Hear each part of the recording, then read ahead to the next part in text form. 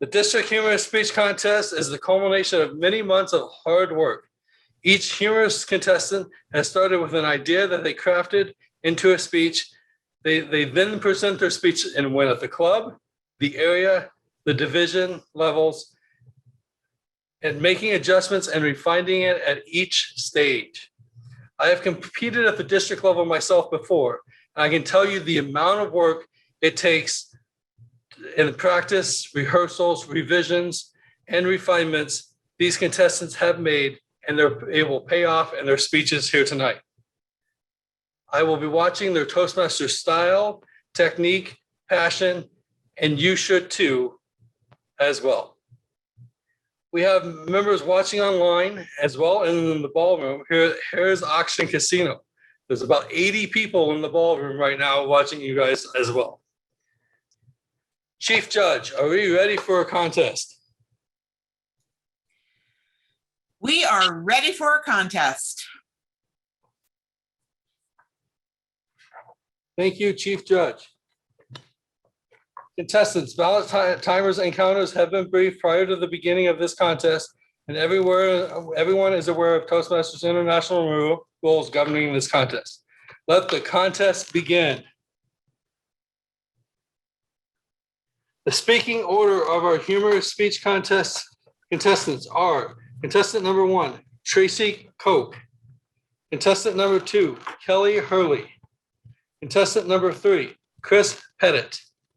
Contestant number 4, Leah Pennington. Contestant number 5, Jacqueline Smith. Contestant number 6, Randy Casarez. Contestant number 7, Suman Challagulla. Contestant number 8, Tiffany Gorrell. Contestant number 1, Tracey Koch. Bad to the bone, Tracey Koch. My best friend Catherine and I drove through Starbucks. We were on our way to a meet and greet. We both agreed that we were going to be cool, not commit to anything.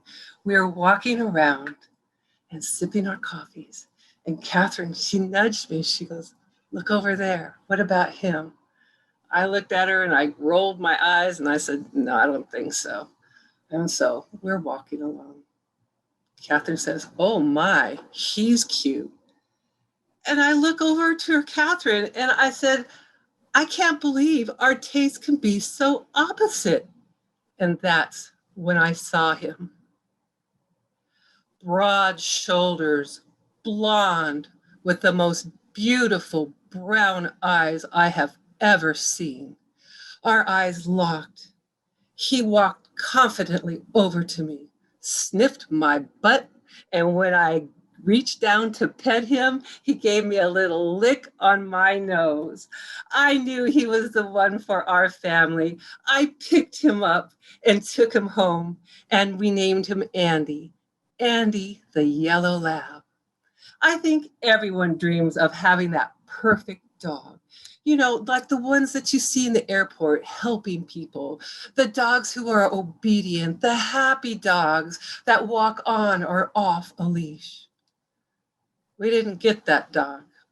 We got a cross between a comedian and a con artist.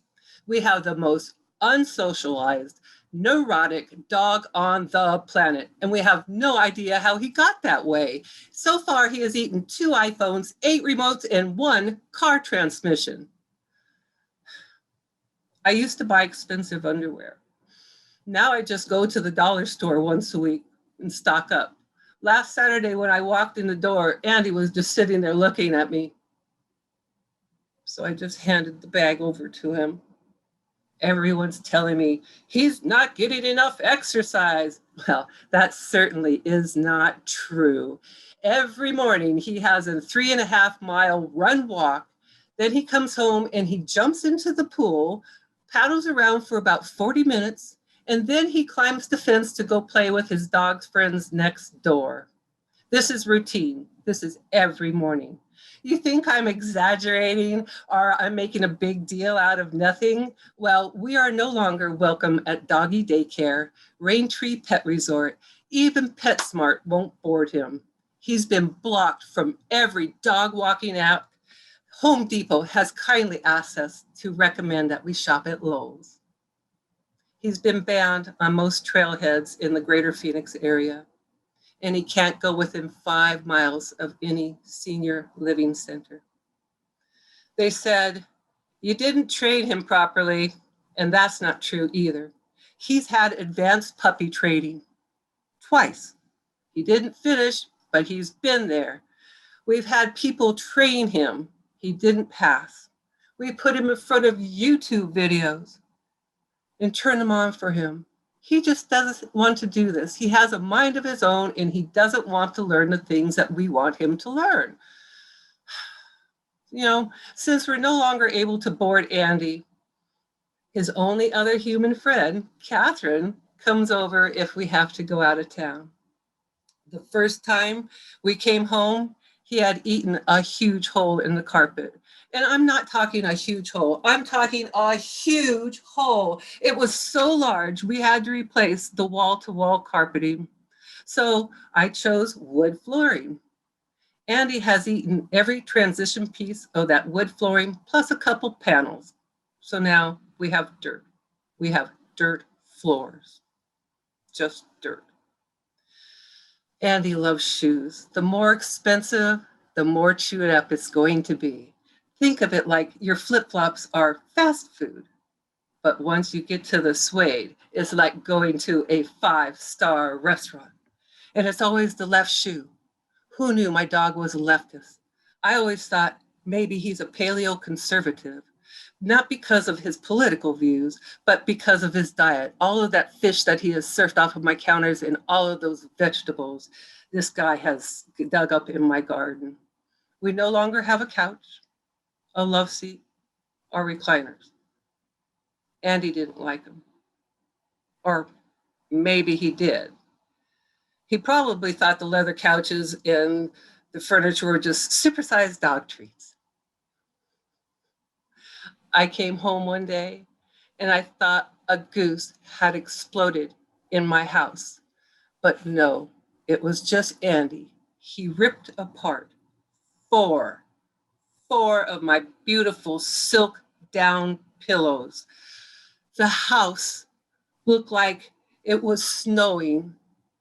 It was the most beautiful and terrifying thing all at the same time. I'm still finding feathers. They mix well with the dirt floors. You know, Andy has grown up a little. He's getting out of his puppy stage, aren't you, Booby? He's still not socialized. He's still neurotic. Andy, stop that. He still stares and steals things. Andy, stop that. And we love him so much. Andy, not the power cord, Andy. Mr. Contest Chair. Contestant number 2, Kelley Hurley. I love him, I do. I love him, I do. Kelley Hurley. Fellow Toastmasters, welcome guests. June 6, 2010, I married the love of my life. Coming up on 11 years married, 15 years together. I love him. I do. We had a wonderful wedding. June, Arizona. I'll let you fill in all the details regarding the heat and the sun. After all that planning and the wonderful day, we were looking forward to a nice, relaxing honeymoon. We were going on a cruise. And not just any cruise. A Disney cruise! Disney just does it so well. You know, some people ask, weren't you afraid that the boat was going to be overrun by kids? It is Disney. Let's get one thing straight. Growing old is mandatory. Growing up is optional. And if there was ever anyone holding on to the coattails of their youth, it was Dave and me. And no, The ship is not overrun by children. Disney does it so well. There are adult-only areas. The pool, restaurants, activities. Even Disney's island, Castaway Cay, has a whole beach for adults only. And it was there that we relaxed, water lapping at our feet, waiters that would bring us conch coolers whenever we wanted them. Dave, being more adventurous, wanted to snorkel. Have fun, honey. I love you. I do. An interesting fact about Castaway Cay, there is a net in the water, a safety net, that keeps the big fish out from getting close to the beach. But apparently, a couple of barracuda managed to stay in the relics that Disney placed on the ocean floor before the safety net went up. Remember that.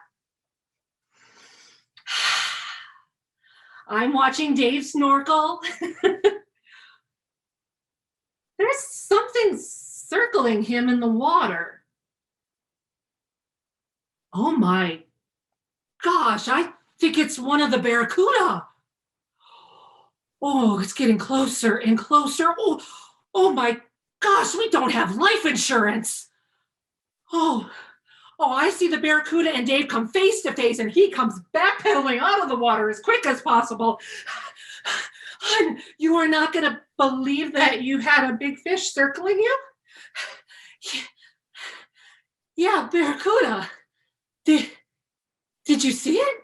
Yeah, it was circling you for the last 5 minutes. And you didn't think to come in the water and help me?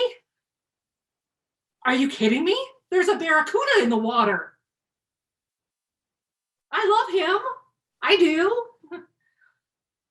As our time on the island went on, our next adventure was parasailing. His idea, not mine. I am deathly afraid of heights. Why would you go parasailing, you ask?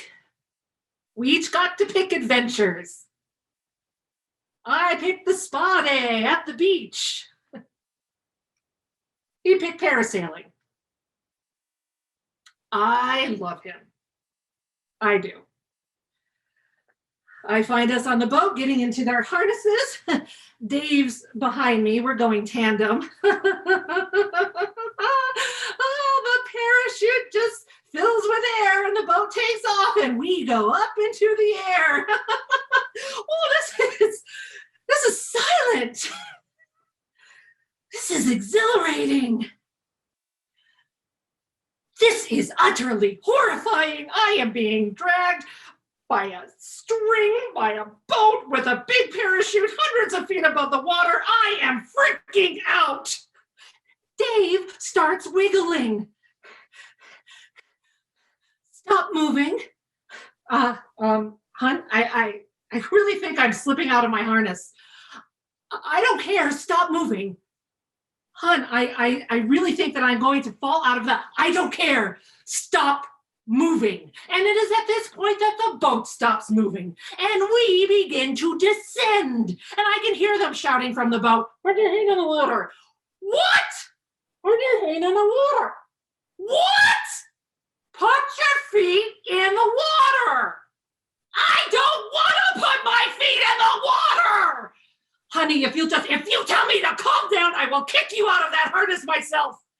And our feet hit the water and the boat takes off and our toes drag through the surf and we rise to the air and it is fun and it is exhilarating. And who am I kidding? It was horrifying. The things we do for love. June 6, 2010, I married the love of my life. 11 years married, 15 years together. Dave now has life insurance. I love him. I do. Master Contest Chair. Contestant number 3, Chris Pettit. Definitely not cocaine. Definitely not cocaine. Chris Pettit. Yes, esto. For anyone that doesn't speak Spanish, that means what is this? And it will haunt my nightmares forever. 17 months ago, I met my mentor, Tudor Melville, at Toastmasters. I didn't know much about Tudor, but I was about to find out a whole bunch. Mr. Contest Chair, fellow Toastmasters, he invited me down to the Rocky Point prison to take supplies. And I didn't know much about Tudor, but I did know 4 things. I knew he was pretty well off. I knew that he was really well respected. I knew that he made these trips down to the Rocky Point prison all the time. And I also knew he was Mr. Tesla. And to be honest, the entire reason I said yes was because he was Mr. Tesla. This is his car. It's called the Rocket. It can go to 0 to 60 in like, I don't know, half a second. It's beautiful. So I pulled up to his house, giddy. I saw the Rocket in his driveway, and I saw him walk past the Rocket to the Prius. And there's something wrong with it. He's not Mr. Prius, he's Mr. Tesla. What, Tudor, why aren't we taking the Tesla? Are you crazy? I'm not taking the Tesla to Mexico. They'll steal it and kill us. You want to come back? That Prius sounds great. Let's take the Prius. And he finishes loading 1,200 pounds of food into this Prius. Nothing else can fit in this car. Comes up to me very happy and he says, Chris, you're going to love this. I racked the passenger seat all the way back. You can chill the entire drive down to Mexico. And I said, Tudor, I get car sick. I'm going to need to drive. He said, okay. Did I mention there's 1,200 pounds of food in this car? The driver's seat can't move back. I'm a foot taller than Tudor. Have you ever driven to Mexico with your knees around your ears? I have. And he was right. It was a relaxing trip. For him, he slept all the way to Mexico. We get all the way to the border and suddenly he shoots awake. No, pull over. I gotta drive through, pull over. Okay, a little weird, but okay. I pull over and we swap seats. We drive through the border, 20 feet past the border. All right, we made it through. You can pull over, we can switch seats again. Okay, a little weird, but it's all right. And we drive into the Rocky Point prison. I want to paint this picture for you. We drive into the prison. We pull up, he waves, they open the gate. Okay, it's all right. Machine gun. And they lock us in the prison. They shut the door and they locked it. And then he gets out of the car. He's like, hey, I'm going to go talk to the warden. Oh, okay, bye. Why don't you unload the car? Okay, that sounds great. I back in and I start unloading the car. And I feel pretty confident because I'm about a foot taller than every single person I can see, except the one guard standing next to me who's about a foot taller than I am with a big machine gun. Also, he doesn't speak any English. I speak Spanish. I'm not telling any of them yet. I'm locked in a Mexican prison. None of them need to know that I speak Spanish. So I try and have a conversation with him. I start unloading. I pull out what looks like a tray of hot dogs. Having a good day? Good. Still doesn't speak English. I grab another tray of hot dogs. Yeah, pretty beautiful day, right? I turn back. I look down, and there are 100 individually wrapped Ziploc baggies under the hot dogs. But it's okay. It's all right. It says vanilla protein powder on it. That's what it is, right? Hey, Tudor. Tudor. The guard leans in. ¿Qué es esto? No sé, Tudor. I don't know. Tudor comes walking over with a chuckle and he says, oh, no. It's protein powder. It's vanilla protein powder. Speaking louder in English doesn't mean he understands it yet. Any sane person at this point would find a way, any way in the world, to indicate that this is protein powder. But no, not Tudor. No. Tudor opens it and he says, it's protein powder. Look. Huh? Who offers protein powder on their pancake? cocaine dealers do. And he hands me the bag and walks away. The guard still doesn't speak English. Protein powder? It's okay. Protein powder. Stop yet. It's okay. I finish unloading the car, and the last bag bursts open all over the back of the Prius. If you've ever seen Scarface, that's what the back of the Prius looks like. And Tudor saunters back over. He's done talking with the warden right when I finish. And he comes over and says, it's okay. We'll clean it up. Let's go to the condo and relax. Okay, let's go relax. We go to the condo and relax as much as you can. And we drive back to the border the following morning. We are 100 feet from the border. I can see the US. And I turned to Tudor and I said, hey, did you ever clean the, oh my God, we're gonna die. We pull up to the border, I roll my window down, I hand the guy my passport, and the border patrol guy leans in and says, what's that? I'm trying to think what to say. It's not gonna get me thrown back in prison and shot. And then it dawns on me, the 4 things I know about Tudor. He's pretty well off. He's really well respected. He goes down to Rocky Point all the time. And he's Mr. Tesla. I'm gonna go back to prison and they're not gonna let me out. That's about as far as I got before Tudor leans over and says, it's definitely not cocaine. Mr. Contest Chair. Contestant number 4, Leah Pennington. English is weird. English is weird. Leah Pennington. English is a crazy, confusing, and weird language. To our honorable and most respected contest chair and dignitaries, to my amazing fellow Toastmasters and guests, and most especially to our highly esteemed, distinguished judges. I repeat, English is weird. You might think, who am I who has the audacity to say these things? But please don't judge me and hear me out. Once you hear my story, you might just change your mind, or maybe not. To those who may not know, I was born and raised in the Philippines. Yes, I am an island girl. And as a young, cute child, I have to learn 3 different languages at the same time. First language is my native language called Cebuano, which is popularly known as Bisaya. Second language is our national language, referred to as Filipino, but commonly known as Tagalog. And lastly, I have to learn English in school. So imagine yourself learning 3 different languages at the same time. Insanity, isn't it? So allow me to bring you back 28 years ago, back in my heyday. One of the things that I learned in school are the letters of the alphabet. Hello, class. Good morning. Today, we are going to learn the letters of the alphabet.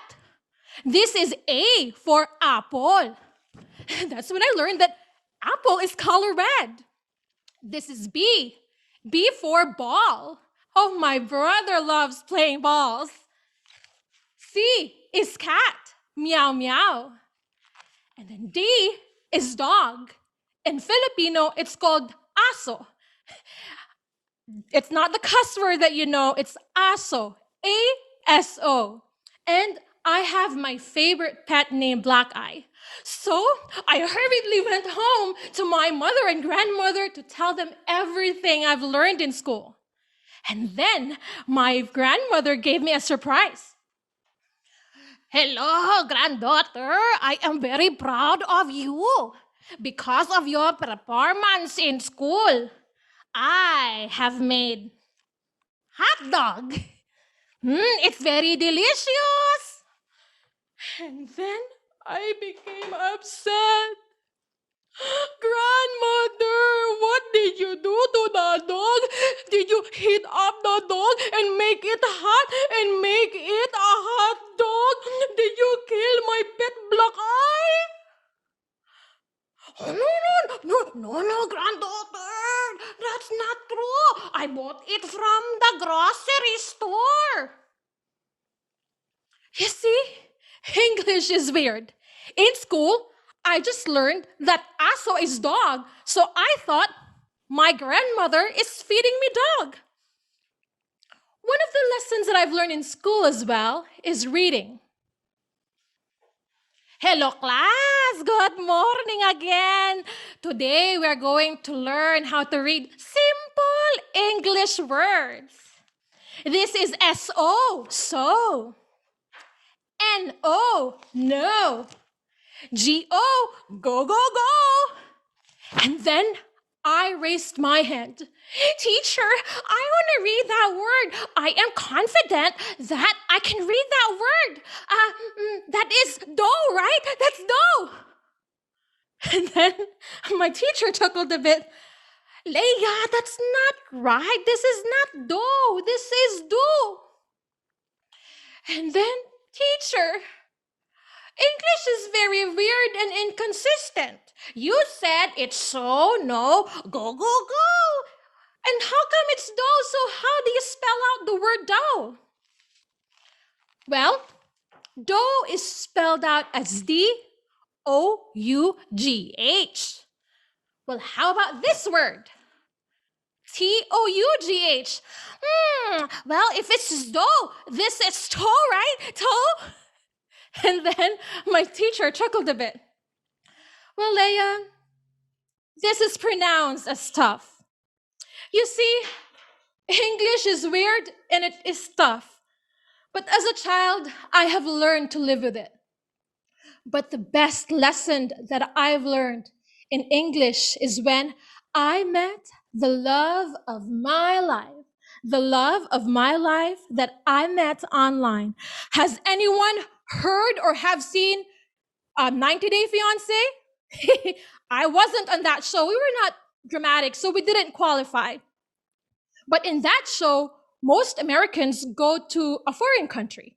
And in this case, my husband and his dad went to the Philippines to visit me and my family. It was perfect timing because it was my sister's birthday. So we were partying, having karaoke, and then in a handsomely low voice, my husband asked my mom, ma'am, can I have some napkin? And then there was silence and the people murmuring, why is Zachary asking for a napkin? Well, my mom is a good host, so she gave him a napkin. Ma'am, is this the napkin that you wipe your face with? Oh, no, Zachary, that's not the napkin that you wipe your face with. It's this. In America, this is not what we wipe our face. This is what we used to wipe our butt. You know, despite all the reasons why I think English is weird, it is still the best language that unites us all and allows us to communicate to each other. Think about it. Look at your screen.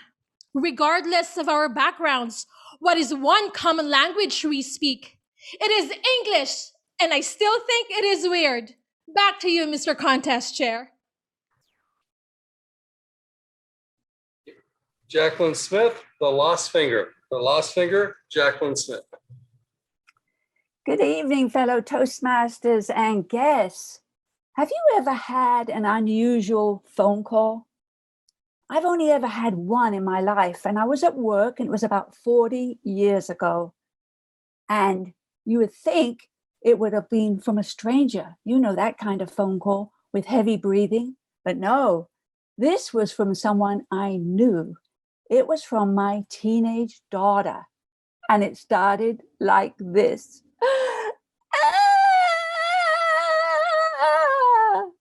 Crying, screaming.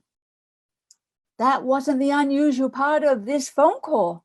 No, because I was used to this, because she was 13 years old, very dramatic. I was a single mother, and I had to leave her and my teenage son, who was 15 at the time, alone a lot of the time, after school vacations. And what they did pretty much all day was they fought. And then she would call me at work, crying. It was just so frustrating.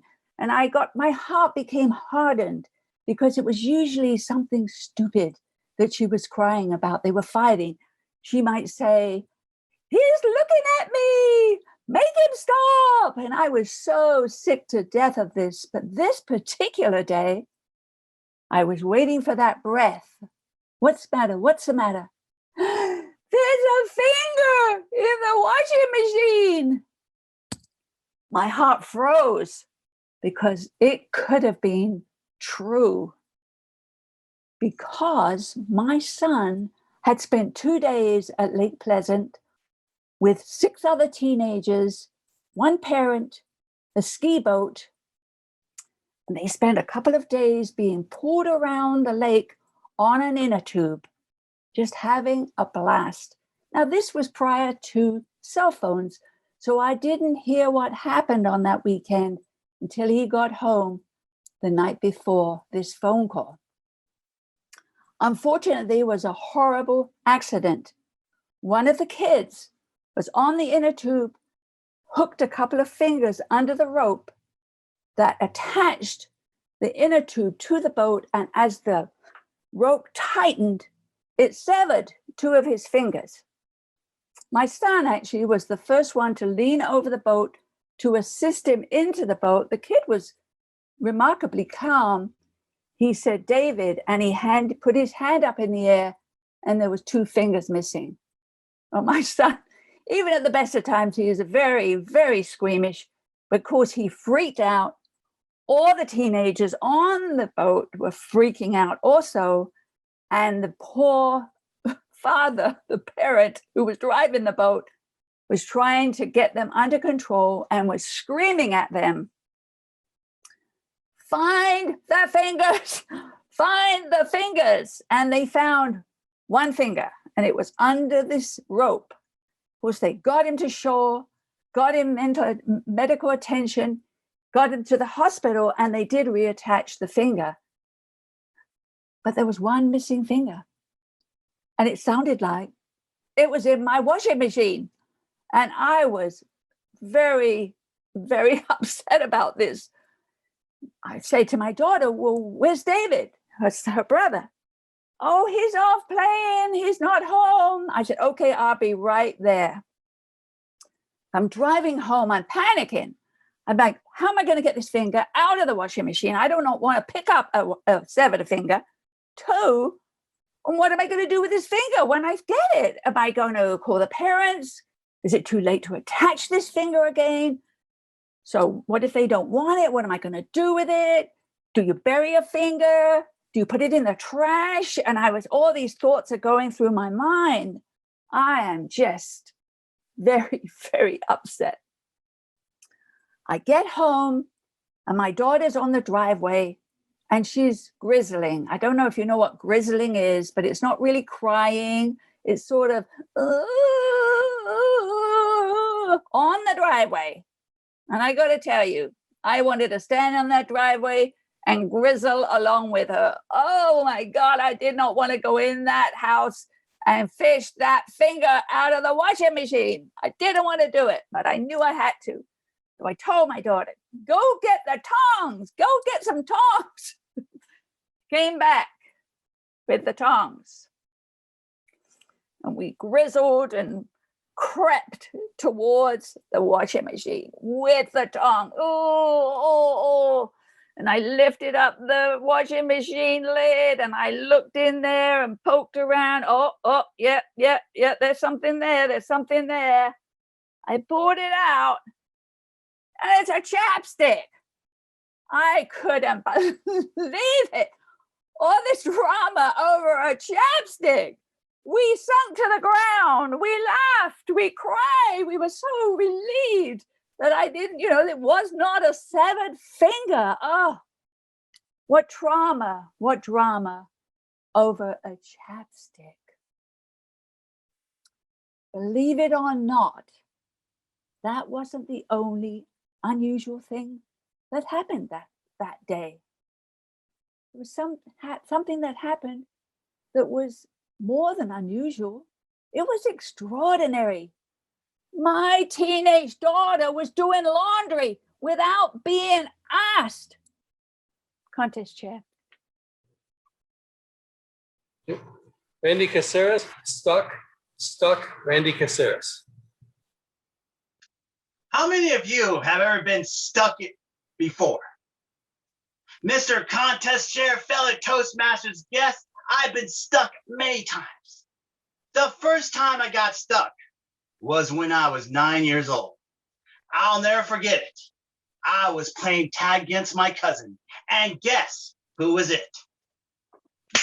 You're it, Randy.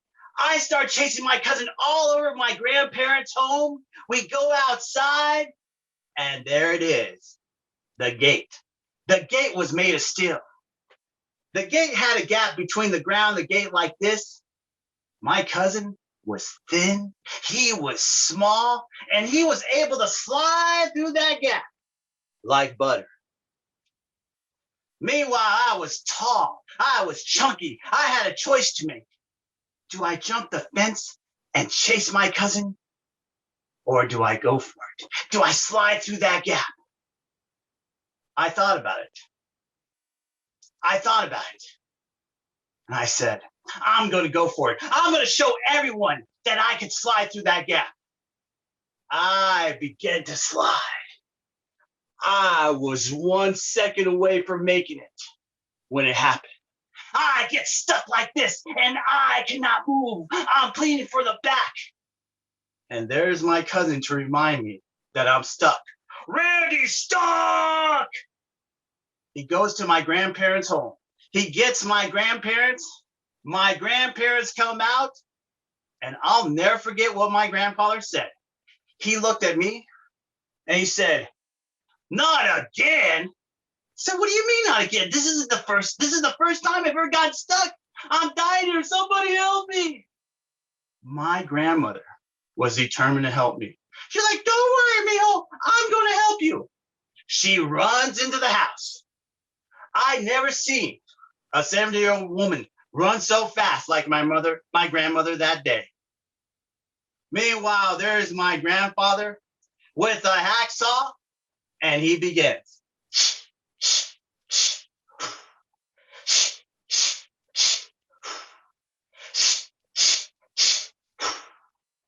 I didn't know if he was giving birth or if he was trying to remove a gate. I didn't care. I was stuck. I was dying. I'm like, "Somebody help me." My grandmother comes out with mayonnaise. I'm thinking, what is she going to do with that? She's going to make a sandwich? I'm dying here. She does the unthinkable. She opens the bottle and she proceeds to put the mayonnaise all over my face, all over my head. And there I'm dripping with mayonnaise saying, "What did I do to deserve this?" My grandmother had this belief that the mayonnaise would help me slide out. And she's like, "Okay, mijo, slide out." I try to slide out. No one's surprised. It doesn't work. Instead, I'm stuck like this, bleeding from the back, mayonnaise dripping down with me, saying I'm going to die with mayonnaise on my face. My grandmother was not going to give up. She's like, "Don't worry, mijo, I'm going to help you." She runs in the house. There's my grandfather. That's still.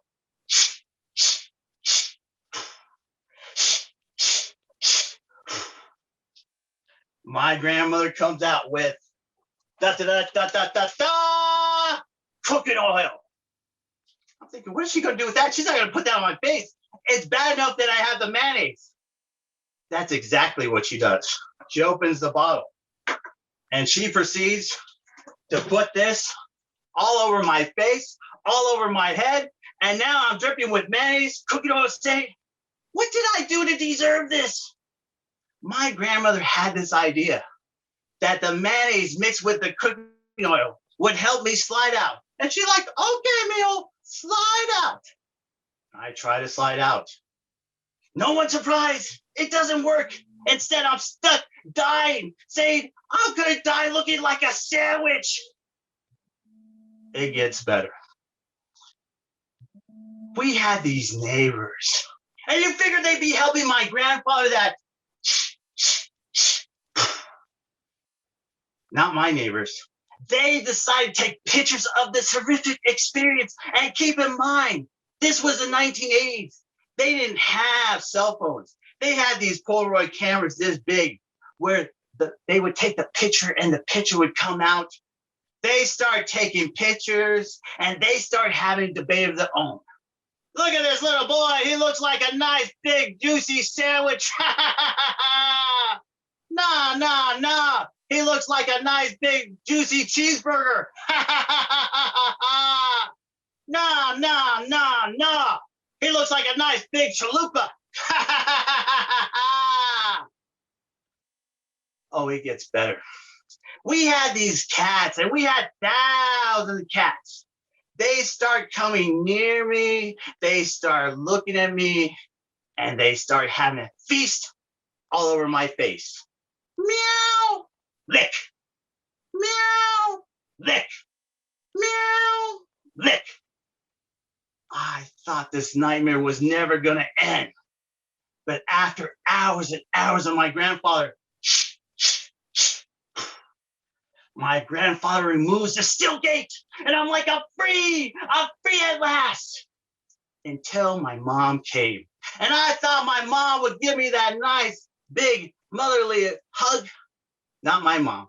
She looked at me, and she said, you got stuck like I did all those years ago. And that's what I knew what my grandfather meant when he said, not again. She looked at me and she said, you're grounded for life. For life? I'm grounded from life? I'm the one that got stuck. I'm the one that has mayonnaise and cooking all over my face. And I'm grounded for life. I got reduced to a year. I learned an important lesson that sometimes in life, you're going to get stuck. If you get stuck, don't use mayonnaise. Don't use cooking oil. Just be patient and know that you'll eventually be unstuck and have the success that you deserve. Mr. Contest Chair. Suman Challagulla. Who in the world is Bob? Who in the world is Bob? Suman Challagulla. I emigrated from India to Arizona in 2001 to study at Arizona State University. I had a plane change in London and I was confused about where to catch my connecting flight. I asked a security officer which way to go. He said, just go through that line and Bob's your uncle.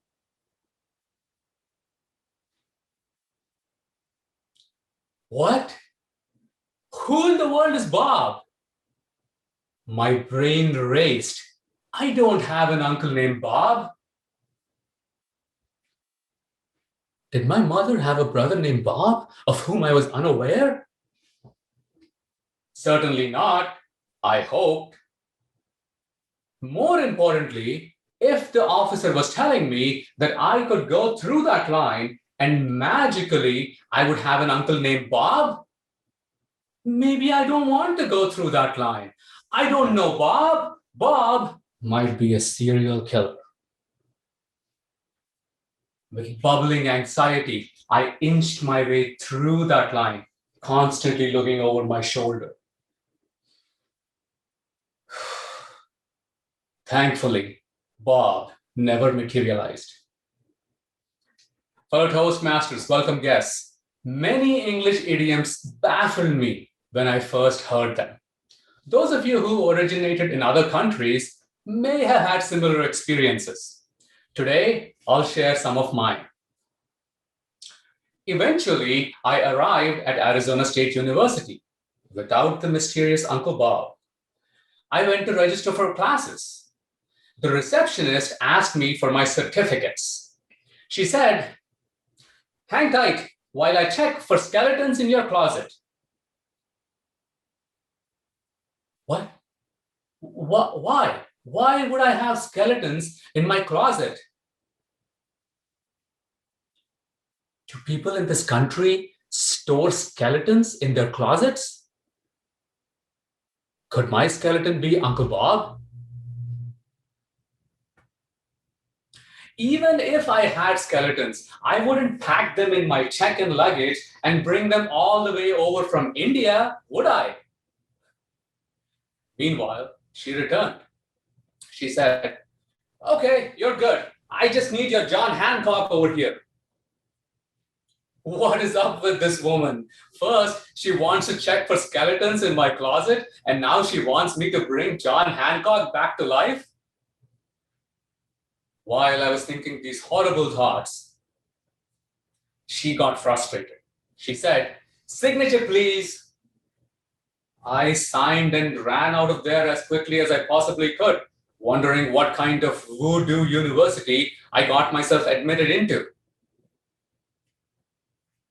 During lunch break, a fellow student, John, said, "Man, I have a real hankering for a hamburger." But they're out. So I'll just bite the bullet and have a turkey sandwich. Bullets in food? I have a good set of teeth, but they're not made for bullets. In fact, if I start eating bullets, it wouldn't be long before I end up as a skeleton in the closet, right next to Uncle Bob. So I ordered a vegetarian sandwich. It tasted quite good, especially without the special ingredient, bullets. The check arrived eventually. John took one look at it and said, "Let's go Dutch." Is he nuts? I just flew 6,000 miles to get here. Why does he want me to fly back to Europe? John looked at my confused face and just paid for the two of us. He's still my friend. That weekend, John called me. He said, "Hey, I have nosebleed seats to the football game. You want to go?" Truth be told, I wanted to go to the game. But I figured any game that is going to cause my nose to bleed is probably not a game worth going to. John assured me that all my body parts would be safe. So I accompanied him to the game. This is where I saw the most amazing wonder of wonders. The players were holding the ball in their hands in a game that I will remind you is called football. I stood up and yelled, "Foul!" Everybody stared at me. I stared right back. John pulled me aside and explained the rules of the game to me. It became very clear at that point that whoever named this game did not have a good understanding of the English language. It just wasn't the game of cricket. It has been 20 years since I landed here. These phrases have become a part of my daily lingo. Why, just today afternoon, in fact, I was really jonesing for some chicken noodles. I went to the restaurant. They were out of chicken noodles. Their special was spicy chicken wings. I was angry, but I didn't go postal. Instead, I jumped on the bandwagon and I ordered myself some spicy chicken wings. When the waitress came up to me and said, "What can we do to make your meal even better?" I said, "Just serve the spicy chicken wings with a wedge of lime and Bob's your uncle." Thank you, Mr. Contest Chair. Tiffany Gorrell, first aid. First aid, Tiffany Gorrell.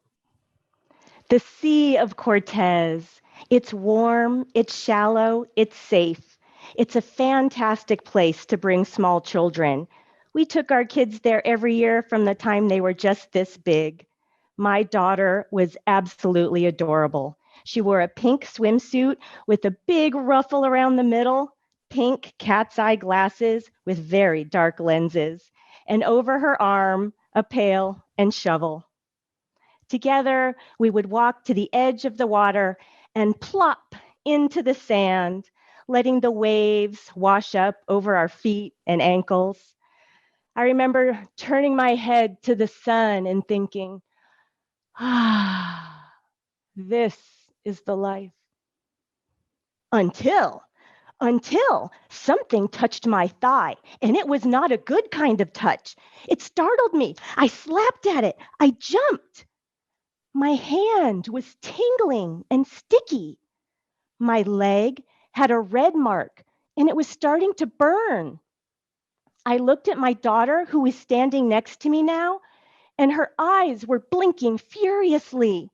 Her pink sunglasses were all cattywampus across her nose. And there, in the center of her forehead, was a blue gelatinous glob with tentacles. Contest chair, honored judges, fellow Toastmasters, and guests, I had just thrown a jellyfish onto my daughter's face. Oh my gosh! I screamed, ah! She screamed, ah! My husband came running down, demanding to know what had happened. What's going on here? Well, I might have accidentally flung a jellyfish off of my leg onto Lily's forehead, but it's okay. I wiped most of it off. I just need a little first aid. What do we do? What do we do for a jellyfish sting?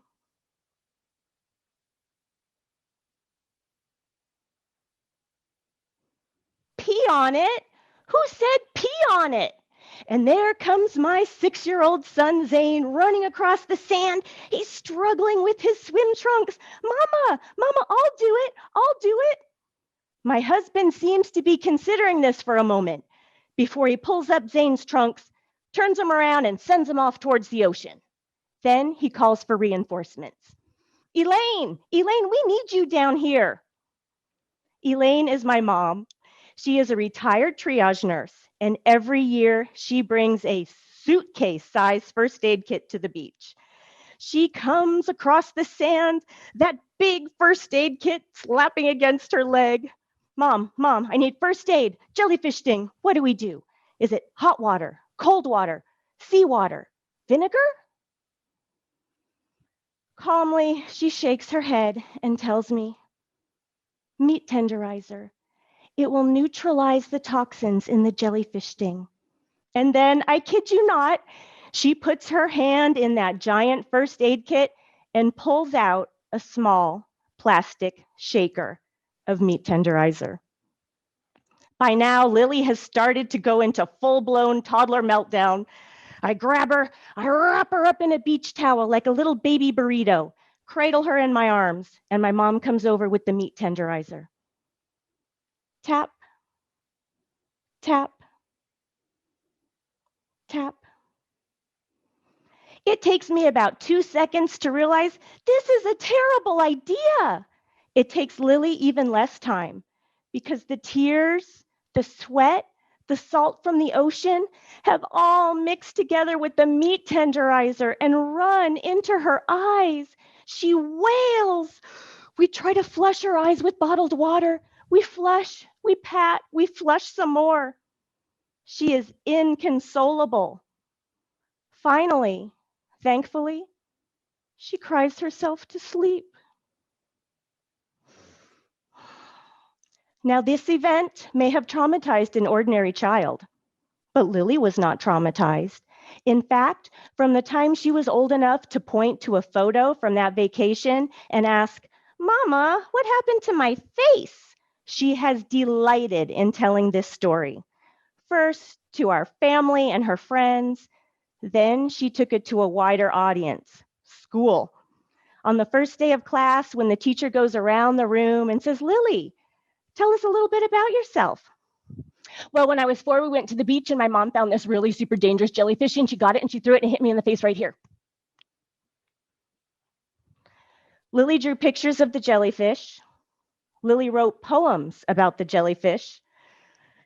I believe the jellyfish plays a prominent role in the personal essay that she is submitting with her college applications. This summer, we are going back to the beach. Lily and I are going to San Diego to celebrate her high school graduation. Didn't really know what the jellyfish situation was there, so I thought I better do a little Googling.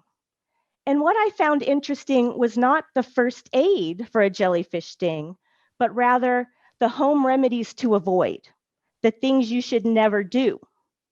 Alcohol, baking soda, urine, meat tenderizer. Meat tenderizer and urine are on the same list of things you should never do. I could have let Zane pee on her. Imagine that. Imagine the story he would have told on the first day of school. Contest chair? Now we will interview the contestants in the order that they spoke. All right, our first contestant was Tracey Koch. Tracey, how long have you been Toastmasters and what club are you representing? Hi, I represent Chat's Toastmasters. We meet on Mondays, and I believe I have been in the club since 2007. Awesome. So I've heard that you won a contest. What kind of a talent contest? What talent contest did you win? Oh, I won my 6th grade talent contest with my best friend then, Karen Anderson. We dressed up in hula girl skirts and thought we were really good. The competition must have been really bad. I also know that your family inspires you. Can you tell us why? Oh, we have an extremely, my family inspires me. My husband travels excessively. I mean, all around the world, all the time. So I was left at home with a child to raise. And I'll tell you what, traveling all around the world, my kids know time zones. They know where everything is in the world. So it works for us. It's a great family dynamic, and I love it. Can you also tell us about your favorite hobby? Oh, I think I put on there, I do want to do this. I take pictures of sunrises and sunsets. I don't do well with people in the pictures, but sunrises and sunsets are my thing, and they turn out beautifully. And I take them from my backyard. I mean, how good is that in Arizona? That is awesome. Well, thank you for competing tonight. And I will interview our next contestant. You will receive a certificate via email. Thank you. Our second contestant was Kelley Hurley. Kelley, can you tell us what Toastmasters Club you represent and how long you have been in Toastmasters?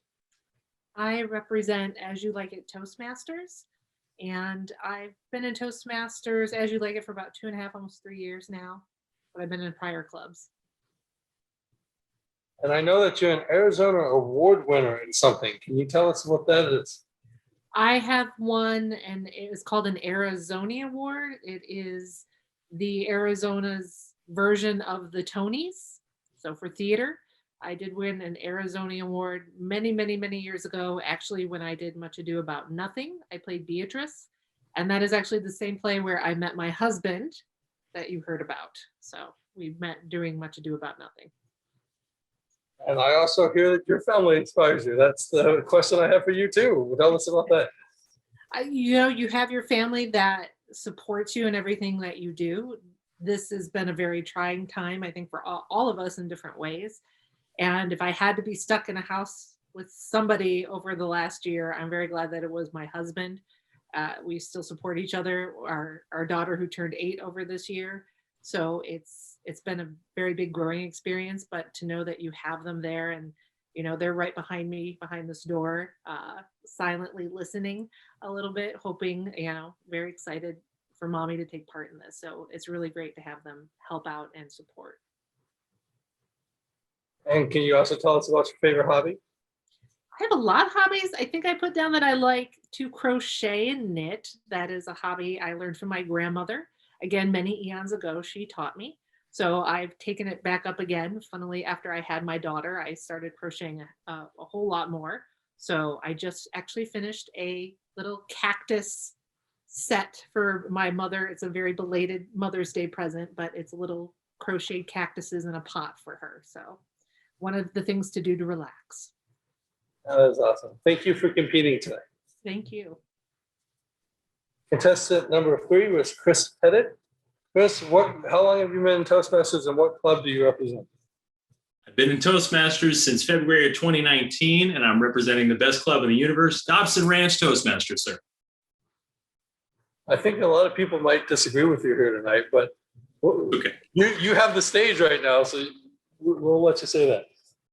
So I know 6 years ago you had a significant event that changed your life. Can you tell us about that? I did. I was playing on the ground with my daughter. She was 9 months old, and I couldn't stand up. I was 320 pounds. I was unhappy, didn't like who I was. And that afternoon, I saw my cousin who lost 160 pounds in a year, and he said, "Let me help you change your life." And I did what any loving cousin would do. I said, "No, I'm good." And I spent the next couple of months fighting myself until finally I did. And I lost 120 pounds, and that was 6 years ago. And that actually kind of goes into the next question I have for you. Why do you like helping others get help? Because I remember what that was like. It's like going to Disneyland. You can go to Disneyland. You can have an amazing time. You can go on Star Tours. You can go on Splash Mountain as many times as you want. And it is an amazing, epic experience. And then you go with your kids.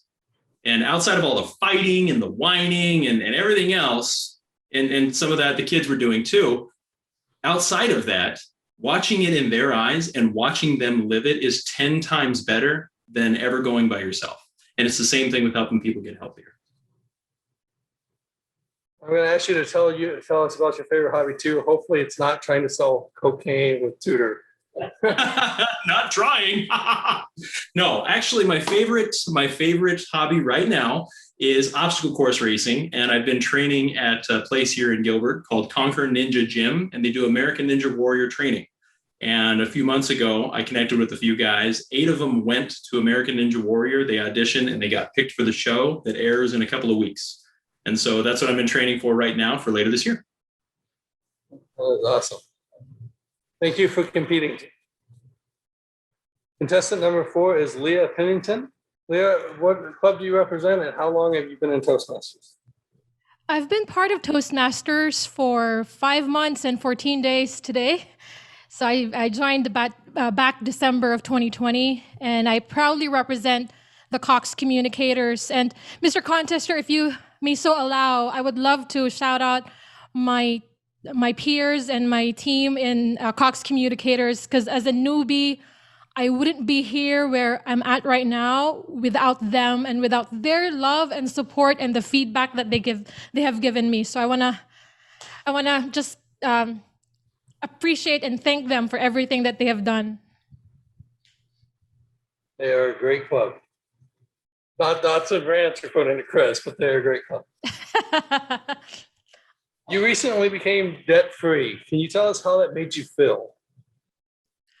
Oh, we were ecstatic. Living a life, because I migrated from the Philippines to the United States back in 2014.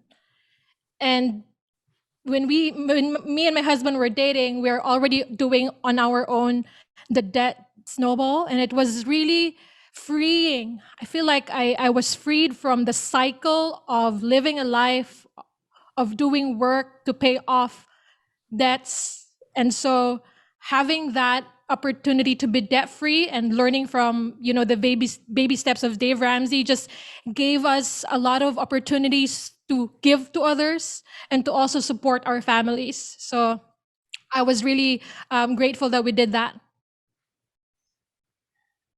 Can you tell us who inspires you?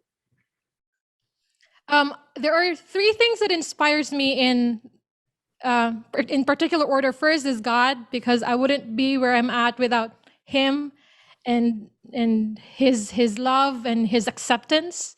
And secondly, my husband.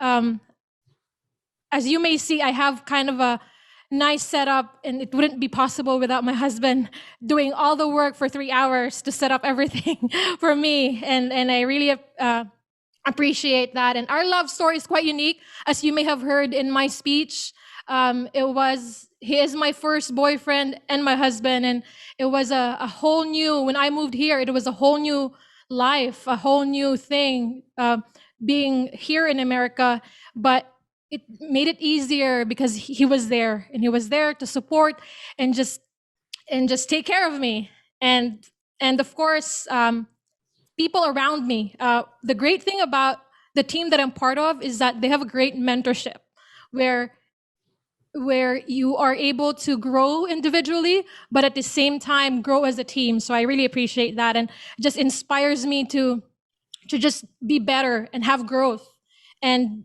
also be kind, because kindness is a very valuable currency that you don't have to spend money on.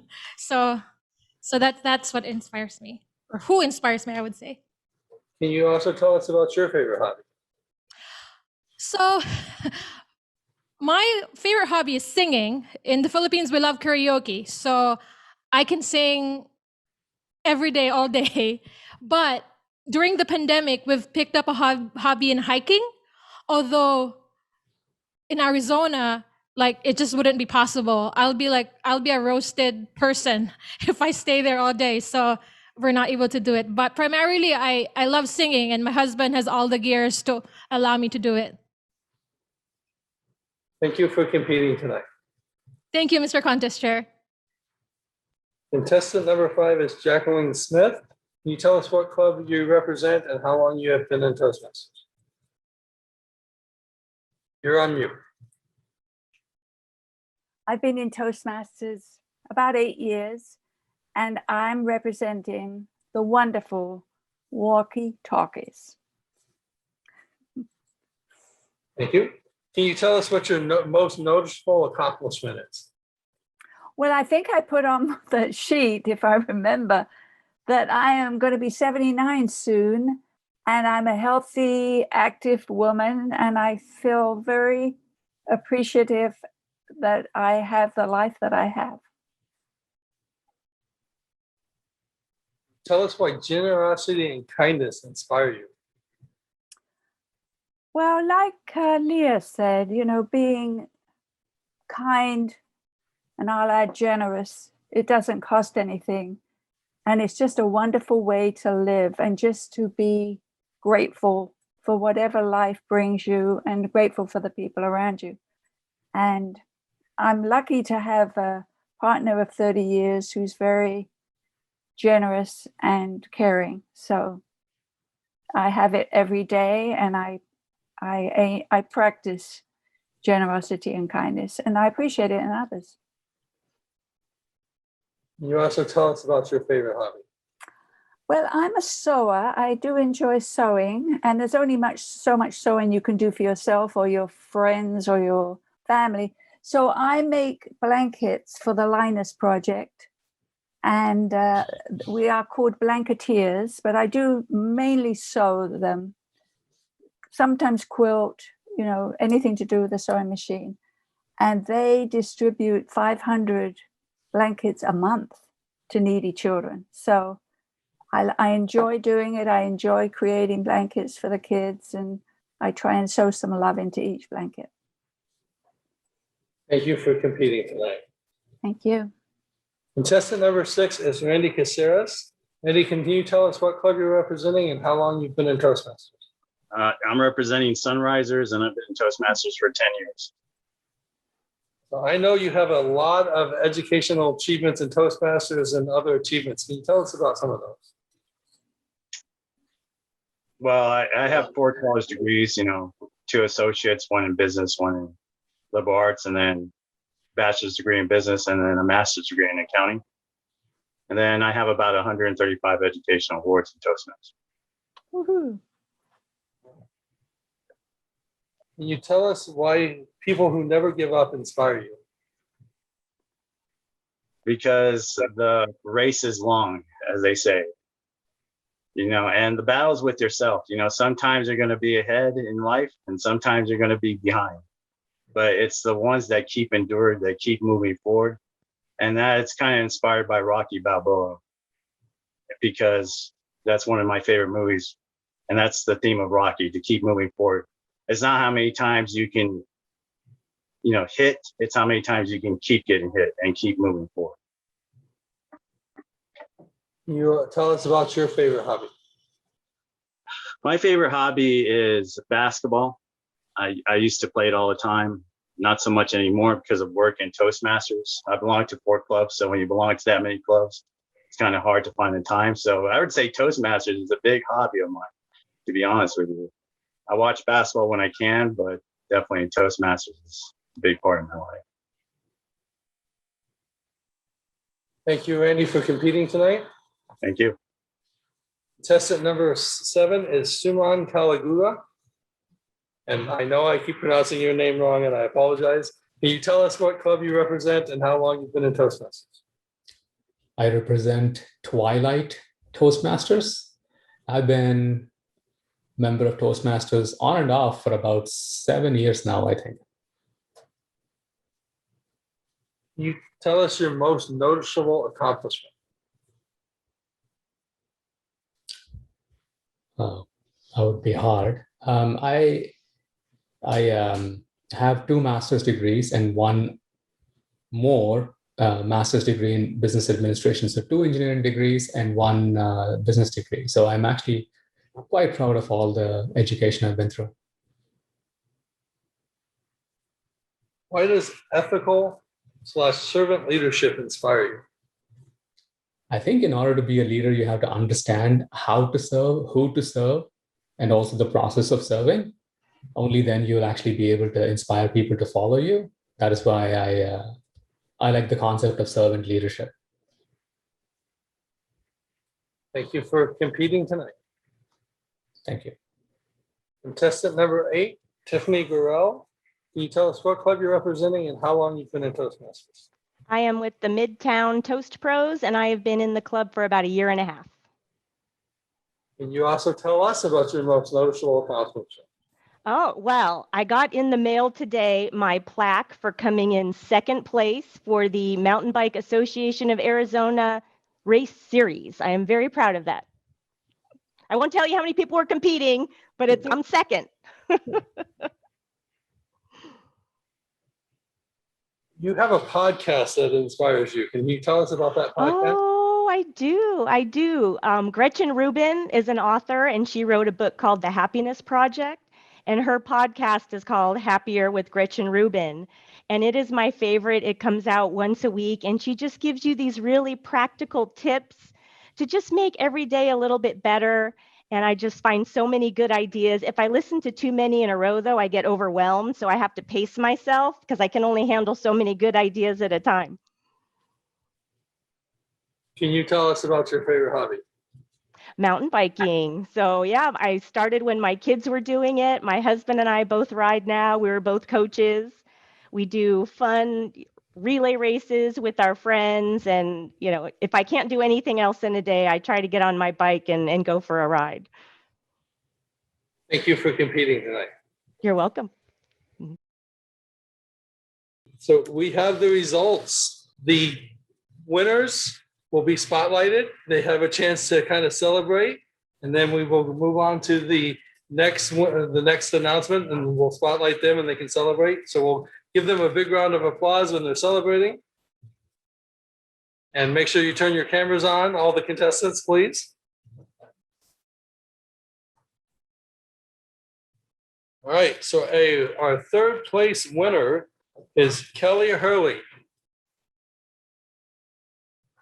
Congratulations. Thank you. So our 2nd place contestant is Chris Pettit.